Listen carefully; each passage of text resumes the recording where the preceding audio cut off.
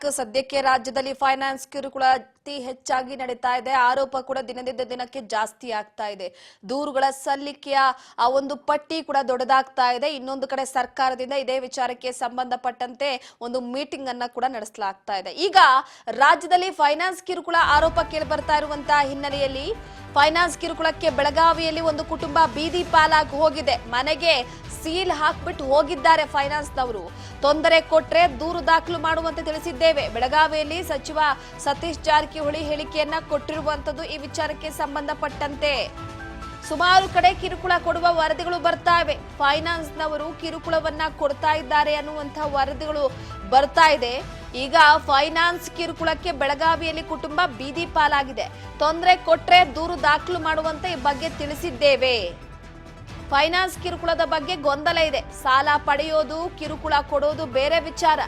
ಆದ್ರೆ ಸಬ್ಸಿಡಿ ಹೆಸರಲ್ಲಿ ಸಾವಿರಾರು ಜನರಿಗೆ ಸಾಲ ಕೊಟ್ಟಿದ್ದಾರೆ. ಹಣ ತುಂಬುವ ವಿಚಾರದಲ್ಲಿ ಈಗ ಸಂಘರ್ಷ ಆರಂಭವಾಗಿದೆ. ಈಗಾಗಲೇ ಡಿಸಿ ನೇತೃತ್ವದಲ್ಲಿ ಒಂದು ಸಭೆಯನ್ನ ನಡೆಸಿದ್ದೇವೆ. 2 ತಿಂಗಳ ಸಮಯ ಕೇಳಿದ್ದೇವೆ. ಏನಾದರೂ ಅದಕ್ಕೆ ಪರಿಹಾರ ಹುಡುಕ್ತೇವೆ. 1 ತಿಂಗಳಲ್ಲಿ ಏನು ಸಾಧ್ಯವೋ ಅದಕ್ಕೆ ಪರಿಹಾರ ಮಾಡ್ತೇವೆ. ಶಿರೂರಿನಲ್ಲಿ ಕೂಡ ಮಹಿಳೆ ಆತ್ಮಹತ್ಯೆ ಮಾಡಿಕೊಂಡ ಪ್ರಕರಣಕ್ಕೆ ಸಂಬಂಧಪಟ್ಟಂತೆ ದೂರು ದಾಖಲು ಮಾಡಿ ತಿಳಿಸಿದ್ದೇವೆ ಅಂತ ಕೂಡ ಈ ಸಂದರ್ಭದಲ್ಲಿ ಹೇಳಿಕೆ ಕೊಟ್ಟಿದ್ದಾರೆ. ಅಂದ್ರೆ ಈಗ ಸಬ್ಸಿಡಿ ಹೆಸರಲ್ಲಿ ಸಾವಿರಾರು ಜನರಿಗೆ ಸಾಲ ಮನ್ನಾ ಕೂಡ ಕೊಟ್ಟಿದ್ದಾಗಿದೆ. ಮಧ್ಯವರ್ತಿಗಳ ಜೊತೆಗೆ ಫೈನಾನ್ಸ್ನವರು ಭಾಗಿಯಾಗಿದ್ದಾರೆ ಎನ್ನುವಂತ ಆರೋಪ ಕೇಳಿ ಬರ್ತಾ ಇದೆ.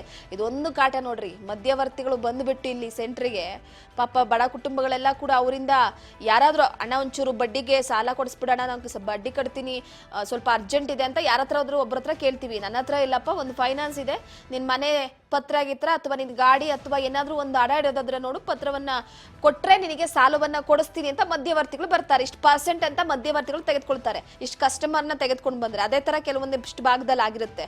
ಸೊ ಹಾಗಾಗಿ ಮಧ್ಯವರ್ತಿಗಳ ಜೊತೆಗೆ ಫೈನಾನ್ಸ್ನವರು ಭಾಗಿಯಾಗಿದ್ದಾರೆ ಅನ್ನುವ ಆರೋಪ ಕೇಳಿ ಬರ್ತಾ ಇದೆ. ಮಧ್ಯವರ್ತಿಗಳಿಗೆ ಹಣ ಕೊಟ್ಟಿದ್ದಾರೆ. ಪೊಲೀಸ್ ತನಿಖೆಗೆ ಸೂಚನೆಯನ್ನ ಕೊಟ್ಟಿದ್ದೇನೆ. ವರದಿ ಬಂದ ಮೇಲೆ ಕ್ರಮವನ್ನ ಕೈಗೊಳ್ತೀವಿ.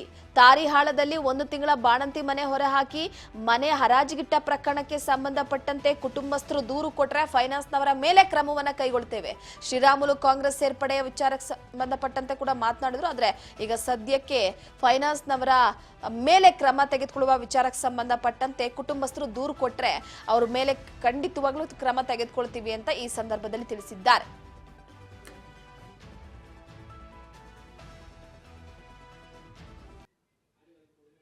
ಕೊಟ್ಟರೆ ದೂರು ದಾಖಲೆ ಮಾಡಂತ ಹೇಳಿದ್ವಿ.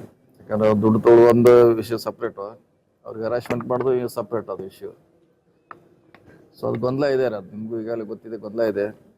ಅದು ಸಬ್ಸಿಡಿ ಅಂತ ಹೇಳಿ ಅವ್ರಿಗೆ ಕೊಡಿಸಿದ್ದಾರೆ. ಈಗ ತುಂಬಲಿಕ್ಕೆ ಬಂದಾಗ ಸಂಘರ್ಷ ಪ್ರಾರಂಭ ಆಗಿದೆ. ಸೊ ನಾವು DC ಅವರ ಅಧ್ಯಕ್ಷತೆಯಲ್ಲಿ ಒಂದು ಮೀಟಿಂಗ್ ಮಾಡಿದ್ದೀವಿ.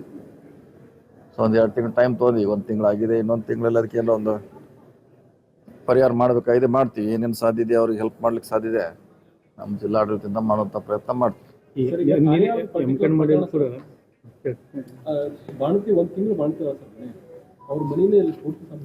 ಮಾಡಿದ್ರೆ ಭಾಳ ಕಡೆ ಓಡಿದ್ದಾರೆ. ನಿನ್ನ ಮೇಲೆ ಶಿರೂರದಲ್ಲಿ ಒಂದೇನೋ ಆತ್ಮಹತ್ಯೆ ಆಗಿದ್ದಾರೆ. ಇದೇ ಕಾಲಕ್ಕಂತ ಕಂಪ್ಲೀಟ್ ಕೊಡ್ಲಿಕ್ಕೆ ಹೇಳಿದ್ವಿ. ಯಾರು ಕನ್ಸರ್ ಇದ್ದಾರೋ ಶಿರೂರದಲ್ಲಿ ಆಗಿದೆ, ಬೇರೆ ಬೇರೆ ಕಡೆ ಕೂಡ ಆಗ್ತಾ ಇದೆ. ಮಧ್ಯವರ್ತಿಗಳೇನಾದ್ರು ಅವರಿಂದನೇ ಕಿರುಕುಳ ಆಗ್ತಾ ಇರೋದು, ಅದಕ್ಕೊಂದು ಏನಾದ್ರು ಸರ್ ಇನ್ನೊಂದು ಅದಕ್ಕೆ ಮಧ್ಯವರ್ತಿಗಳ ಜೊತೆಗೆ ಈ ಮೈಕ್ರೋ ಫೈನಾನ್ಸ್ ಅವರು ಕೆಲವು ಸ್ಟಾಫ್ ಇನ್ವಾಲ್ವ್ ಇದ್ದಾರೆ. ಅದರ್ವೈಸ್ ಅವರು ಸಾಧ್ಯ ಮಾಡ್ಲಿಕ್ಕೆ ನಾವು ಅದನ್ನ ಮಾಡಿದ್ವಿ. ನೋಡೋಣ ಕಾನೂನಲ್ಲಿ, ಯಾಕಂದ್ರೆ ಕಾನೂನು ಕೂಡ ನೋಡ್ಬೇಕಾಯ್ತು. ಅದರಲ್ಲಿ ಕೂಡ ಯಾವ ರೀತಿ ಅವಕಾಶ ಇದೆ ಅವ್ರಿಗೆ ಹೆಲ್ಪ್ ಮಾಡ್ಲಿಕ್ಕೆ ನೋಡಿ ಮಾಡ್ತೀವಿ. ಸರ್ ಈಗ ವೋಟರ್ ID ಆಧಾರ್ ಕಾರ್ಡ್ ಕೊಟ್ರೆ ಯಾರಿಗೆ ಬೇಕಾದ್ರೂ ಸಾಲ ಕೊಡ್ತಾರೆ ಸರ್. ಹಿಂಗಾಗಿ ಇದರಲ್ಲಿ ಫೈನಾನ್ಸ್ ಅವ್ರು ನೇರವಾಗಿ ಅವ್ರದ್ದು ಇದೆ ಡೌಟ್ಫುಲ್. ಯಾಕಂದ್ರೆ ನಾವು ಇದ್ರ ಪ್ರಶ್ನೆ ಕೇಳಿದ್ವಿ ಅವ್ರಿಗೆ. ಇಷ್ಟೆಲ್ಲ ದುಡ್ಡು ತೊಗೊಂಡ್ರು ನಿಮಗೆ ಮಧ್ಯವರ್ತಿಗೆ ಅರ್ಧ ದುಡ್ಡು ಹೋಗಿ ಕೊಟ್ಟಿದ್ದಾರೆ ಇವರು. ಅವ್ರು ಕೇಳಿದ್ರೆ ನಮ್ಗೆ ಗೊತ್ತಿಲ್ಲ ಅಂತಾರ. ಇದು ಅಸಾಧ್ಯ ಅದ. ನಮ್ಗೆ ಕೂಡ ಸಹ ಡೌಟ್ ಇದೆ. ಅದಕ್ಕೆ ಪೊಲೀಸರಿಗೆ ತನಿಖೆ ಮಾಡ್ಲಿಕ್ಕೆ ಹೇಳಿದ್ವಿ ಇದು ಹೆಂಗಾಗಿದೆ ಅಂತ. ನೋಡಿ ತನಿಖೆ ಮಾಡ್ತಿದ್ದಾರೆ. ಅವ್ರ ರಿಪೋರ್ಟ್ ಬಂದಾಗ ಮುಂದೆ ನೋಡ್ತೀವಿ ಏನ್ ಮಾಡೋದು. 1 ತಿಂಗಳು ಮಗನ್ ಸಹ ಶೆಡ್ನೆ ಮಲಿಸಿದ್ದಾರೆ, ರಾತ್ರಿ ಎಲ್ಲ ಸೊಳ್ಳೆ ಕಚ್ಚಿದ್ದಾರೆ. ಅದೇನ ಆಗಿದೆ, ಆಗಿರ್ಬೇಕಾಗಿಲ್ಲ ಅಂತ ಹೇಳಿಕ್ಕಿಲ್ಲ. ಆದ್ರೆ ದೂರ ಕೊಡ್ಲಿ. ಅವ್ರು ಕೊಟ್ರೆ ಆ ಫೈನಾನ್ಸ್ ಯಾರದಾರ ಅವ್ರ ಮೇಲೆ ಆಕ್ಷನ್ ತಗೋತೀವಿ. ಏನತ್ರ ಪರ್ಯಾಯವಾಗಿ ರಾಮುಲವ್ರನ್ನ ಕಾಂಗ್ರೆಸ್ಗೆ ಕರೆತರೋ ಪ್ರಯತ್ನ ಇಲ್ಲ. ಅದೆಲ್ಲ ಚರ್ಚೆ ಅಷ್ಟೇನೂ ಆಗಿಲ್ಲ. ಇಲ್ಲ ಚರ್ಚೆ ಇದೆ ಅಷ್ಟೇ. ಅದು ನೋಡೋಣ. ಇದು ಚರ್ಚೆದಲ್ಲಿದೆ, ನಮಗೂ ಗೊತ್ತಿಲ್ಲ ಅದ್ರ ಬಗ್ಗೆ. ಬೆಂಗಳೂರು ಹೋದ್ಮ್ಯಾಗ ಅದ್ರ ಬಗ್ಗೆ ಮಾಹಿತಿ ತೊಗೊಳ್ತೀವಿ. ಅಮೂಲ್ಯವರು ಮಾತಾಡಿದ್ರು ಸತೀಶ್ ಜಾರಕಿಹೊಳಿ ಅವರು ಕಾಂಗ್ರೆಸ್ ಪಕ್ಷದಲ್ಲೇ ಬೆಳೆದಂತ ನಾಯಕರು ಅವ್ರನ್ನ ಮುಗಿಸಕ್ಕೆ ನನ್ನ ಸಂಬಂಧ ಇಲ್ಲ ಅಂದ್ರೆ ನಾನೇನು ಬಿಜೆಪಿಯಲ್ಲಿ ಬೆಳೆದಂತ ನಾಯಕ ನಾನು ಬಿಜೆಪಿ ಪಕ್ಷಕ್ಕೆ ಕೊಡುಗೆ ಇದೆ ಅಂತ.